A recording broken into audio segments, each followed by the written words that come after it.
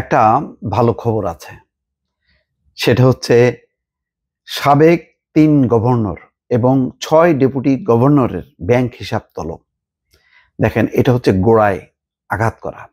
আজকে ব্যাংকের যে আমরা বিধ্বস্ত অবস্থা দেখছি, যে খুবই ২, ৪, ৫টা বাদে বাকি সবগুলো ব্যাংকের অবস্থা খুবই খারাপ। লক্ষ লক্ষ কোটি টাকা হচ্ছে খেলাপি হয়ে গেছে এবং বহু টাকা আছে সেগুলি আর জীবনেও ফিরবে না। কারণ এরা টাকা পয়সা তল্পি তল্পা নিয়ে চলে গেছে একেবারে সারা জনমের মতন।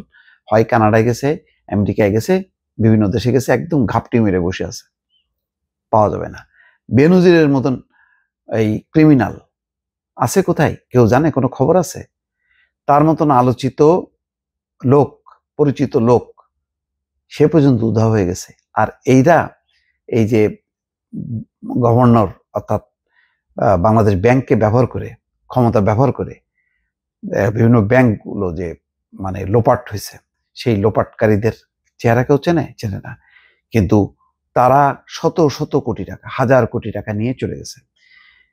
এবং দেখেন, এই যে ৩ জন, আতিউর রহমান, ফজলে কবির, আব্দুর রউফ তালুকদার, খেয়াল করে দেখেন, ক্রমেই আতিউর রহমান ধ্বংস করছে, সেই ধ্বংস থেকে আরো ধ্বংস হয়েছে ওই ফজলে কবির, আর শেষটা করছে আব্দুর রউফ তালুকদার। এবং তাদের সাথে সেই ডেপুটি গভর্নররা, এরা কত টাকার মালিক কল্পনাও করতে পারবেন না।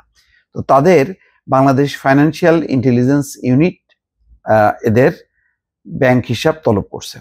সব ব্যাংকে চিঠি দিয়ে তাদের ব্যাংক হিসাবে অর্থ লেনদেন, হিসাব খোলার ফর্ম সহ যাবতীয় তথ্য চাওয়া হয়েছে। দুর্নীতি দমন কমিশনের অনুরোধে বুধবার ব্যাংকগুলোকে এই সংক্রান্ত চিঠি দিয়েছে বিএফআইইউ। এরপরে দুদক তো আছে, এরপরে নিশ্চয়ই সেটাও হবে।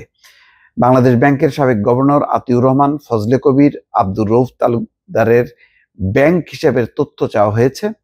গত বছরের ৫ই আগস্ট আওয়ামী লীগ সরকারের পতন হয়। এর ৩ দিন পর ৯ই আগস্ট ব্যক্তিগত কারণ দেখিয়ে পদত্যাগ করেন আব্দুর রউফ তালুকদার।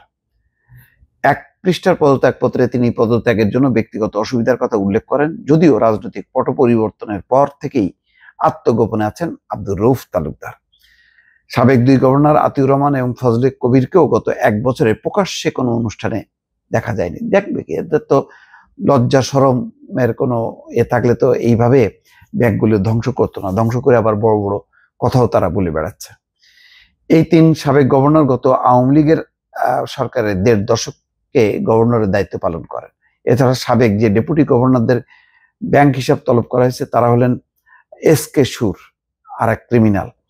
বিএফআইইউর থেকে পদত্যাগে বাধ্য হওয়া মোহাম্মদ মাসুদ বিশ্বাস, বিএফআইইউর সাবেক প্রধান আবু হেনা মোহাম্মদ আলী হাসান, সাবেক ডেপুটি গভর্নর এসএম মনিরুজ্জামান, কাজী সাইদুর রহমান এবং আবু ফারাহ মোহাম্মদ নাসের। বিএফআইইউর চিঠিতে বলা হচ্ছে এদের প্রত্যেকের হিসাব খোলার ফর্ম, লেনদেন এবং কেস ওয়ারি যাতে পাঠানো হয়। কোনো হিসাব বন্ধ হয়ে থাকলে সে তথ্য জানাতে বলা হয়েছে। ওই যে পিকে হালদারকে যে সহযোগিতা করার ক্ষেত্রে কিন্তু বারবার এসকে সুরের নাম আসছে, যে কয়েক হাজার কোটি টাকা নিয়ে সে ভারতে পালাইছে, তারপর সেখানে ধরা পড়ছে। এখন তারও কিন্তু কোনো হদিশ নেই। খোঁজ নিলে দেখা যাবে যে এরা সহযোগিতা করছে এই সমস্ত ফিনান্সিয়াল ইনস্টিটিউশন থেকে টাকা লোপাটের ব্যাপারে।